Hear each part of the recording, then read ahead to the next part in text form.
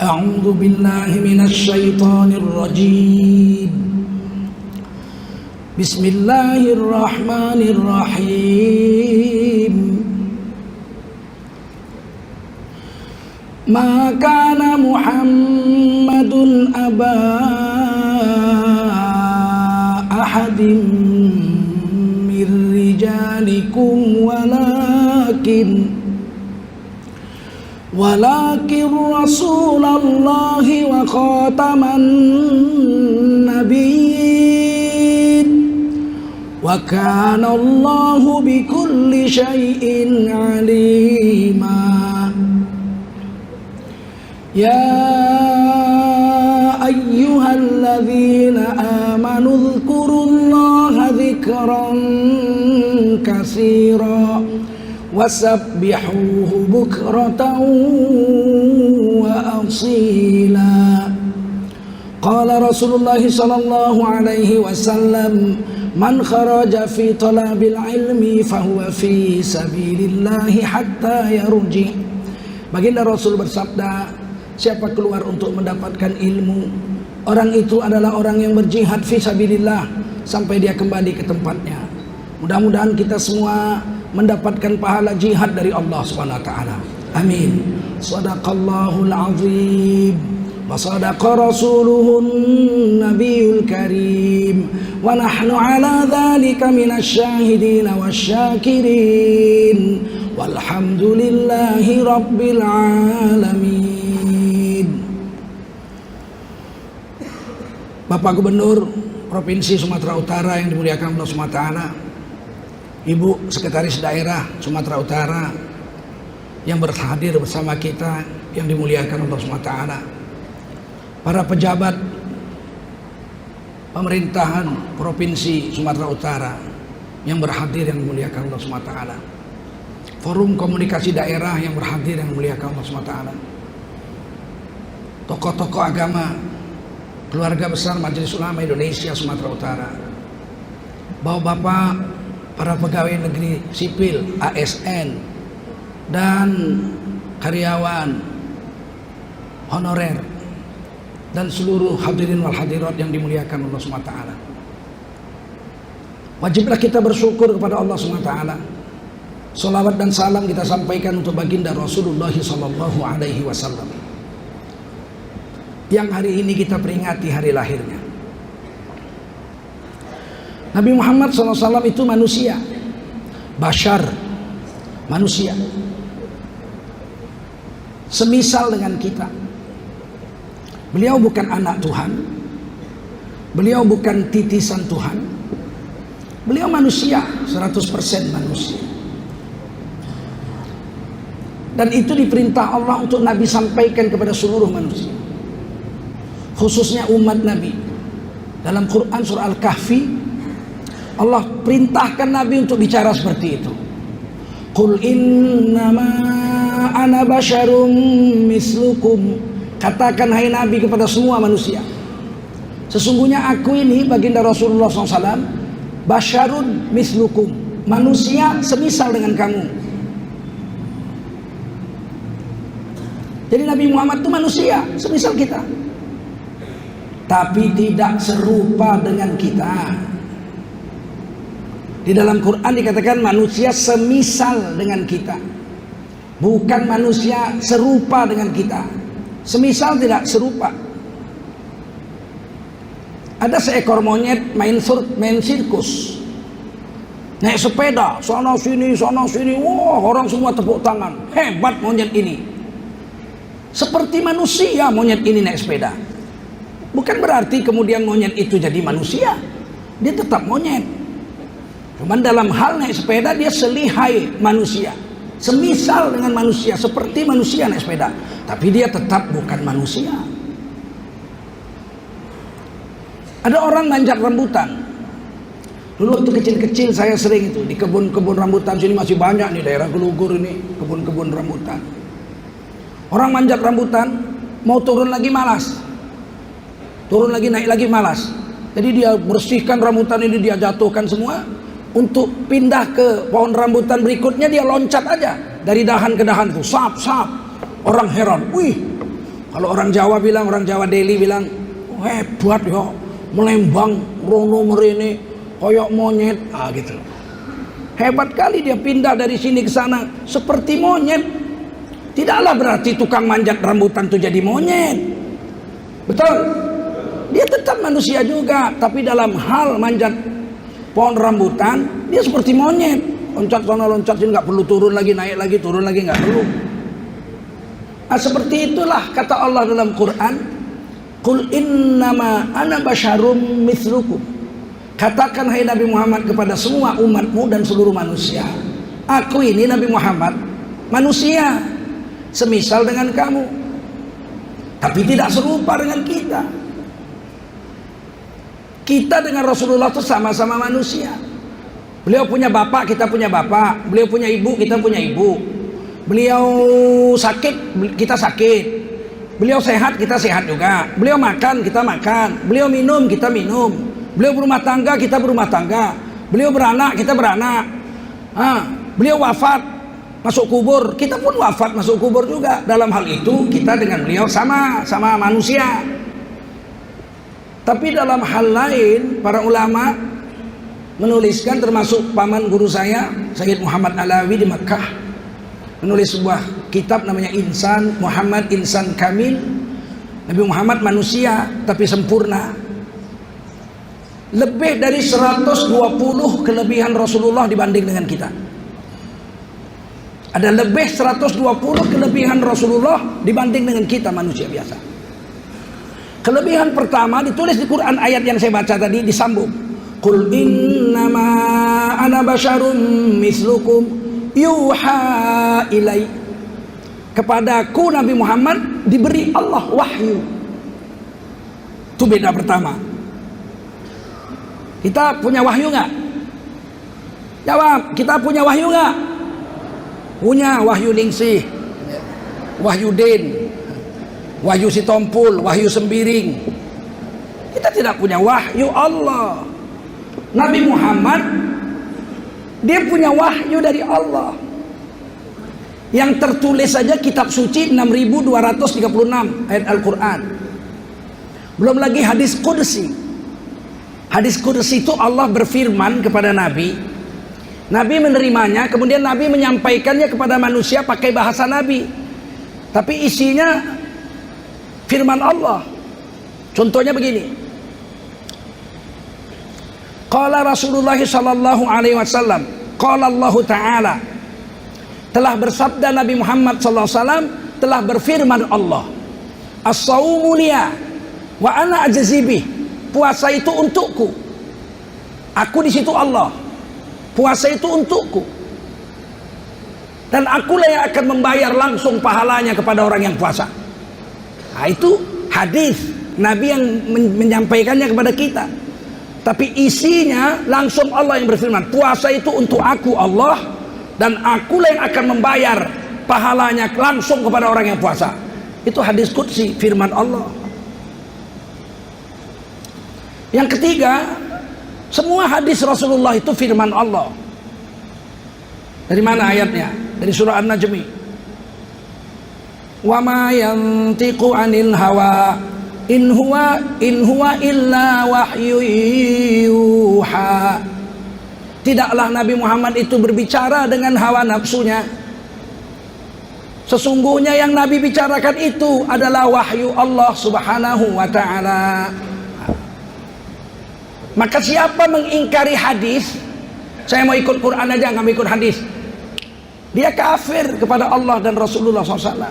Sebab hadis Nabi itu firman Allah. Nabi tidak bicara dengan nafsu. Yang Nabi bicara itu mesti dibimbing dengan wahyu. Seandainya Nabi melakukan kekeliruan, meskipun tidak berdosa, pasti Allah perbaiki. Satu hari, ini contoh. Satu hari Nabi sedang dakwah Walid bin Mughirah, orang paling kaya di Mekah, paling berpengaruh, ahli sastra, paling pintar, paling kaya, paling sombong. Udah kaya sombong, biasa sih orang kaya sombong biasa. Sampai sekarang pun masih begitu. Kesenggol orang miskinnya jadi tiupnya. Takut menular miskin itu. Dari dulu orang kaya itu sombong. Ada orang kaya tak sombong, tapi tak banyak. Kebanyakan orang kaya itu sombong, semua mau diatur. Kalau datang dia orang harus bungkuk-bungkuk. Kalau orang nggak bungkuk-bungkuk dia tersinggung. Sampai sekarang begitu, dulu pun begitu. Ini Walid bin Mughirah datang ke rumah Rasul. Wah, Nabi senang, Nabi dakwah. Nabi berharap betul orang ini masuk Islam. Kalau dia masuk Islam mungkin separuh Mekah masuk Islam. Sehingga Nabi berharap betul, sungguh-sungguh Nabi dakwah orang ini. Tiba-tiba datang muazin Rasul. Dua muazin Rasul, yang terkenal Bilal bin Rabah. 5 waktu beliau yang azan. Tapi khusus sholat subuh, Nabi itu 2 kali azan subuh. Azan pertama ketika fajar kadzab, fajar dusta muncul. Fajar dusta itu ciri-cirinya cahaya matahari yang di bawah bumi itu sudah mulai keluar, tapi dia lurus menembus cakrawala ke atas. Itu fajar dusta, azan pertama subuh. Tidak pakai as-salatu khairum minan naum. Tetapi azan kedua namanya fajar shadiq. Cahaya matahari yang menembus bumi yang dari bawah bumi belum muncul, belum terbit, tapi cahayanya sudah naik dan dia melebar horizontal. Maka itu disebut fajar shadiq, fajar yang benar. Pada saat itu Sayyidina Bilal azan pakai as-salatu khairum minan naum. Begitu. Di Indonesia ada juga azan 2 kali, tapi dua-duanya pakai as-salatu khairum minan naum. Loncat kita. Azan pertama, waduh, udah subuh kita datang, rupanya azan pertama. Jadi kadang-kadang tanggung juga mau amalkan sunnah nggak ngaji gitu. Harus tanya sama ulama supaya kita jelas dalam mengamalkan agama ini.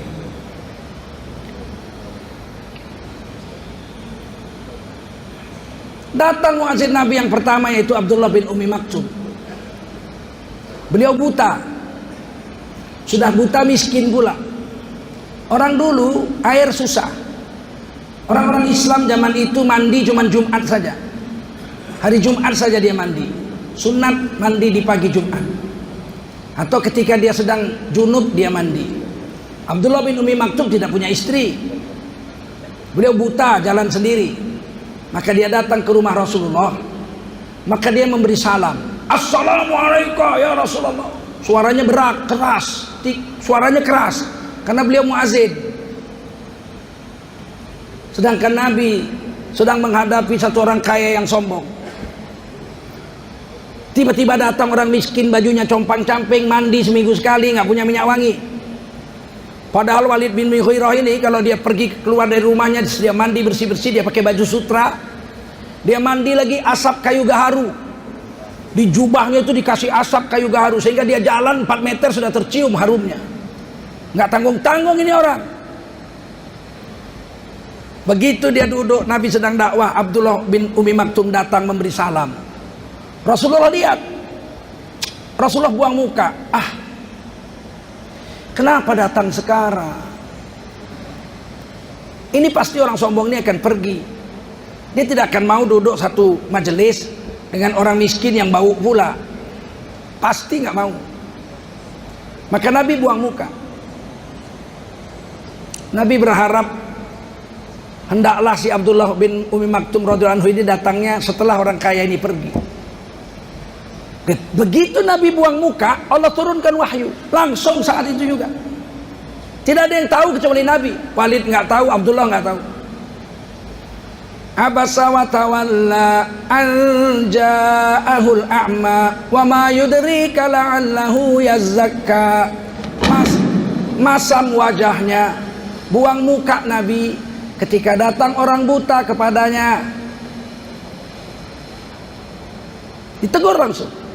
Seandainya Nabi menyembunyikan wahyu ini, tidak akan ada yang tahu bahwa Nabi ditegur Allah. Tapi Nabi sampaikan, Nabi tabligh. Nabi sifatnya wajib tabligh, Nabi sampaikan juga.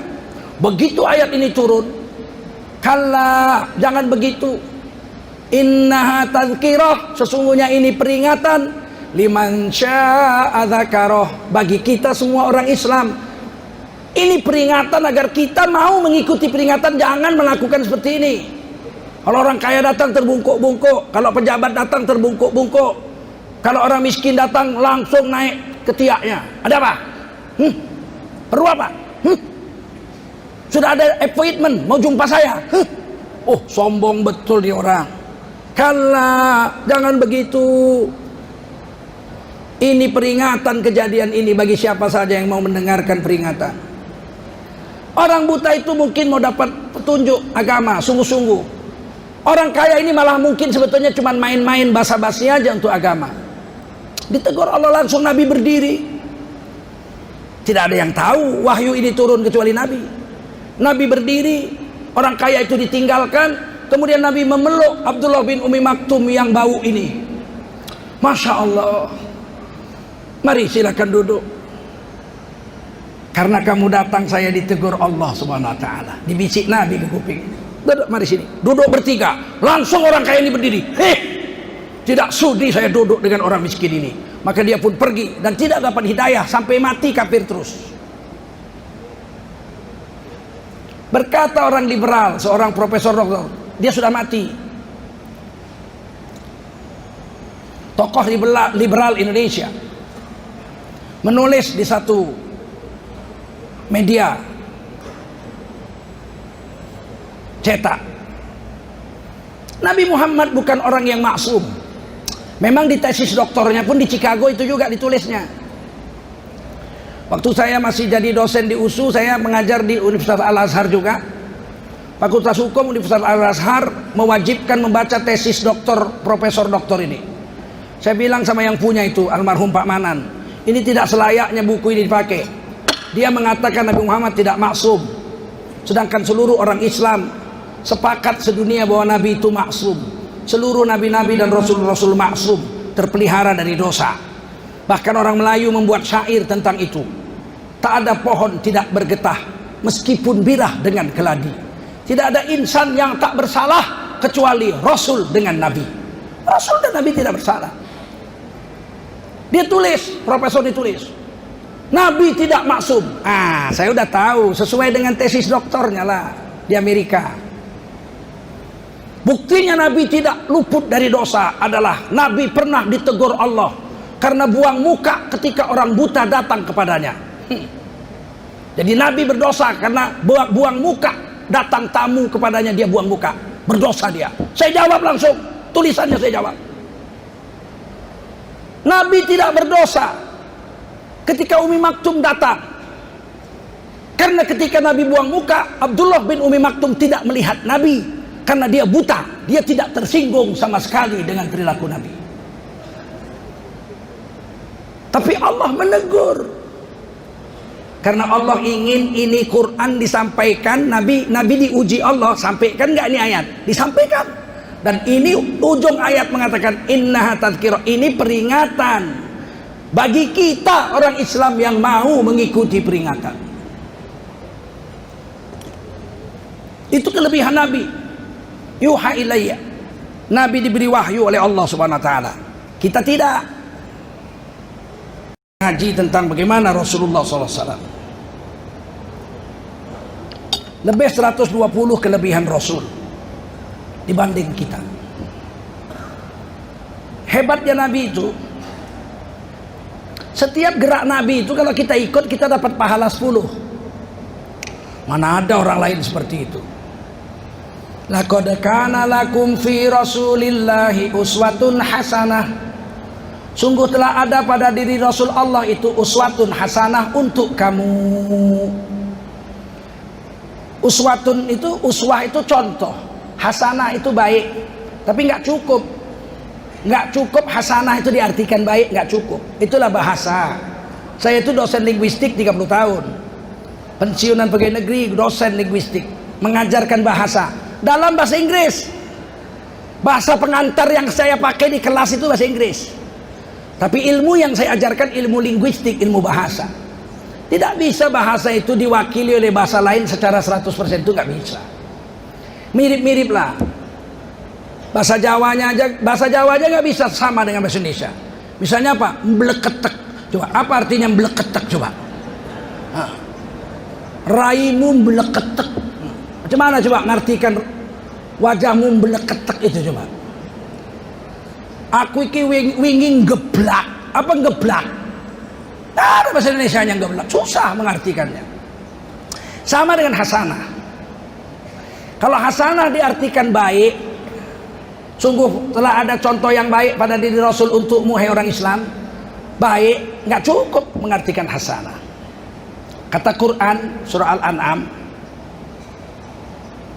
tentang hasanah, man jaa'a bil hasanati falahu asyru amsalihha. Siapa datang dengan perbuatan baik, man jaa'a bil hasanati, siapa datang dengan perbuatan hasanah, yaitu yang dia contoh dari Nabi, karena Nabi itu hasanah, dia dapat 10 pahala, lebih besar 10 kali lipat dari hasanah yang dibuatnya. Jadi siapa buat 1 hasanah, Allah bayar 10 pahala. Jadi kalau begitu hasanah itu adalah perbuatan baik yang setiap 1 gerak dibayar 10 pahala oleh Allah Subhanahu wa taala. Kenapa dibayar 10 pahala? Karena hasanah itu dicontoh dari baginda Rasulullah sallallahu alaihi wasallam. Wal hasanatu bi asyri amsalihha. 1 hasanah dibayar 10 pahala.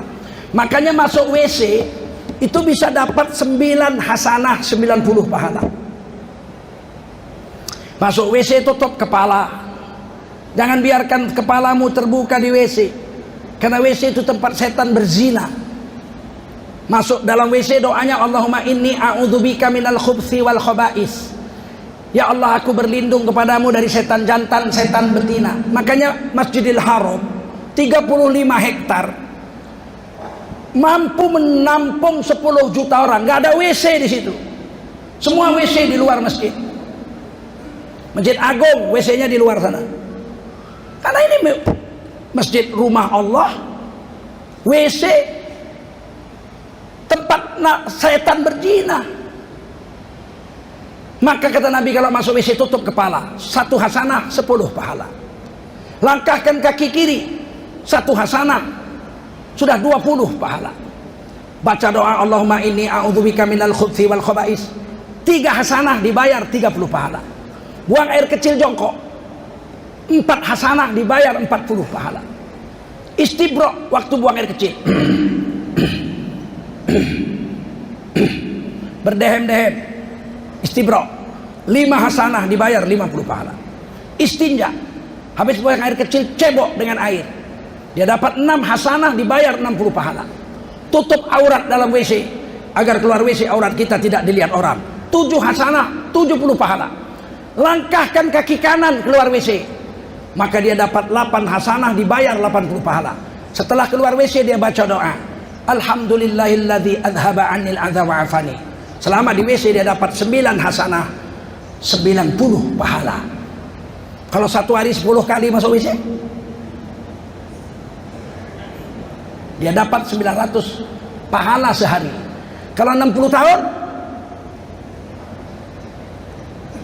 kata Allah di akhirat, Iqra kitabak, baca catatan amalmu. Kita baca, masuk WC, masuk WC, masuk WC, 900 pahala, masuk WC, 900 pahala, masuk WC, masuk WC, 60 tahun. Jangan-jangan kita masuk surga karena masuk WC. Laqad kana lakum fi rasulillahi uswatun hasanah. Sungguh telah ada pada diri Rasul Allah itu contoh hasanah. Jika kau ikut 1 saja, Allah bayar 10 pahala kepadamu. Begitu mengartikan ayat itu. Nggak bisa menafsirkan Quran, nggak ada ilmu, nggak bisa. Pasti sesat. Paham? Paham? Nabi itu selalu tersenyum. Senyum itu sunnah Nabi. Dan senyum itu dihitung sedekah. Kata Nabi dalam hadis Muslim, la tahqiranna minal ma'rufi syai'an walau an talqa akhaka biwajhin talqin. Jangan kau anggap remeh, jangan anggap enteng dengan 1 perbuatan amal soleh, walau hanya memberikan sebuah senyuman kepada sahabatmu. Senyum itu pahala paling kecil. 10 pahala. Kalau satu hari 1000 kali senyum.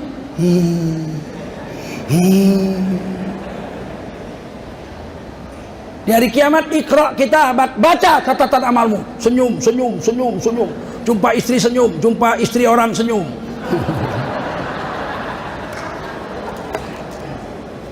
Dimarahi Bu Sekda, senyum. Dipindahkan Pak Gubernur ke Nias, senyum. Di sini sakit, tapi di akhirat masuk surga. Jangan marah. Sialan ini. Udah 15 tahun aku tugas di Medan, dipindahkan ke Nias, cebok babi aku di sana. Nggak dapat pahala apa-apa dia. Senyum. Coba kalau kita amalkan semua sunnah Nabi dalam kehidupan kita. Makan ikut sunnah Nabi. Berapa banyak sunnah Nabi dalam makan? Kulu mimma fil ardi halalan thayyiba. Udah 3 itu. Makanlah yang ada di bumi ini. Jangan mimpi mau makan yang dari planet Mars, planet Jupiter, dari bumi yang lain. Makan yang ada di bumi ini saja. Apa berarti ada bumi lain? Saya tanya lu, kira-kira ada nggak bumi lain seperti bumi kita ini di langit sana? Menurut bapak-bapak, ibu-ibu ada nggak? Nggak ada. Quran bilang ada. Apakah ada bumi lain seperti bumi kita ini di langit sana? Ada. Berapa? 7. Yang kita punya ini 1, ada 6 lagi di langit. Siapa yang bilang? Allah yang bilang. Di mana? Di Quran surah At-Tolak ayat terakhir. Allahul ladzi khalaqa sab'a samawat. Dialah Allah yang telah menciptakan langit itu ada 7. Berapa langit? Sab'a samawat. Langit itu ada 7. Wa minal ardi mislahun. Sedangkan bumi seperti langit ada 7 juga. Quran yang bilang. Baru-baru ini sudah dapat 1. Diteropong sama NASA, ada air, ada rumput, ada gunung, ada udara. Persis kita punya. Ada manusia kita tidak tahu, belum ke sana, tapi mirip dengan kita. Mungkin di sana ada genjer juga. Tapi kita tidak bisa makan yang dari sana. Kata Allah, kulu mimma fil ardi.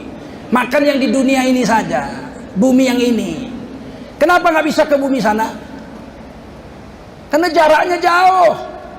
1 miliar tahun cahaya. Kalau kita punya pesawat kecepatan cahaya 300.000 km per detik, macam Star Trek itu, digasnya cit, merah buntut itu, cit, langsung ditekannya tombol, hilang dari pandangan mata. 300.000 km per detik. Masih perlu 1 miliar tahun baru sampai ke sana. Apalagi naik kapal terbang dangah-dangah. Saya tanya, ada yang umurnya 1 miliar tahun? Ada? Hei, ada?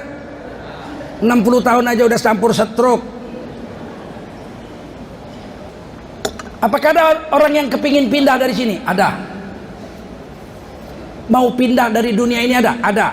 Siapa? Kawan saya, Rintu Harahap, anak SMA 1 itu. Abangnya Erwin SMA 4, saya SMA 4. Saya dengan Agung Laksono SMA 4. Tengku Eri itu SMA 4, bawahan saya lagi itu. Tengku Eri itu masih keponaan saya. Bapaknya Tengku Nurdin, sepupu saya.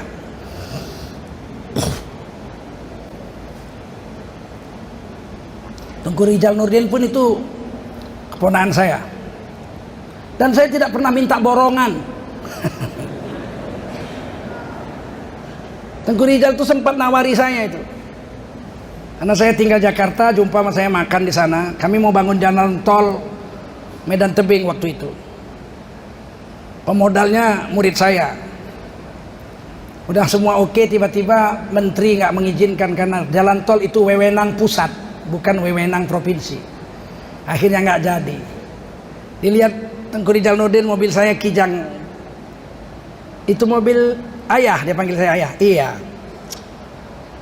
Ustadz Kondang, mobilnya Innova apa Kijang begitu? Iya, LGX. Adalah datanglah ke Sumatera Utara, ke Medan, nanti saya kasih borongan 3 miliar dapatlah. Nggak pernah saya datang sampai beliau wafat, nggak mau saya. Masa Ustadz minta proyek? Ustadz minta proyek. Kata Rasulullah, siapa yang suka minta-minta di dunia, di akhirat nggak punya daging, tengkorak aja. Malunya, Wak. Hari kiamat kalian jumpa saya. Itu siapa itu? Tengku Zulkarnain, tengkorak. Itu kan minta proyek. Jumpa Pak Edi minta proyek. Jumpa Pak Ijek minta proyek. Jumpa Tengku Ridhanuddin minta proyek. Nggak punya daging. Maka aku kalau ada kiai minta proyek, ku ingatkan itu. Nanti nggak punya daging di akhirat. Nggak mau juga, nggak dengar. Kapan lagi kita nggak minta? Sekarang kebetulan ini gubernur kawan kita, bupati kawan kita. Dibilang Nabi, kau nanti nggak punya daging, tengkorak aja mukamu di hari kiamat. Itu nantilah, itu urusan nantilah itu, katanya. Dipikirnya di sana bisa pakai topeng. Kiai pun sekarang bedogol juga banyak. Banyak kiai bedogol, banyak. Sunat anaknya pakai keyboard, organ tunggal. Sunat anak kiai, diundang orang-orang jemaah, murid-muridnya diundang pakai keyboard. Agak kanan, agak kanan, agak kanan dan ke kanan, agak kiri, agak kiri, agak kiri dan ke kiri. Sakitnya tuh di sini, sakitnya tuh di sini. Makan sayur kol campur daging anjing. Penyanyinya perempuan, pakai baju ketat, rok sepan. Jogetnya lebih panas dari ulat bulu disiram bensin. Kita muridnya datang, Pak Ustadz, apa hukumnya memanggil penyanyi kayak ulat bensin disiram, ulat bulu disiram bensin berjoget-joget? Ustadz tegas menjawabnya, haram. Itu kok anak Ustadz sunatan kok panggil penyanyi keyboard? Ya memang sebetulnya haram, tapi ini Ustadz Sontoloyo namanya. Haram tapi, haram ya haram, kok pakai tapi, betul? Ustadz radikal, Tengku Zulkarnain radikal. Terserah kau lah, suka hatimu. Udah kuingatkan di akhirat jangan kau sesali lagi, kan begitu, betul? Memang lidah tak bertulang, lain di depan lain belakang. Kita ini orang Medan, datang nampak hidung, pulang nampak punggung. Assalamualaikum, balik kanan terus. Kita bukan orang Jawa. Kalau orang Jawa datang nampak hidung, pulang nampak hidung, karena dia pulangnya mundur. Assalamualaikum. Kita ini orang Medan, betul nggak? Buka kulit nampak isi, betul nggak? Pinggan tak retak, nasi tak dingin, sekali kau tak ndak, 1000 kali ku tak ingin. Kan main-main orang Medan ini. Lebih baik mati berdiri daripada hidup berlutut. Orang Medan kan kaleng-kaleng.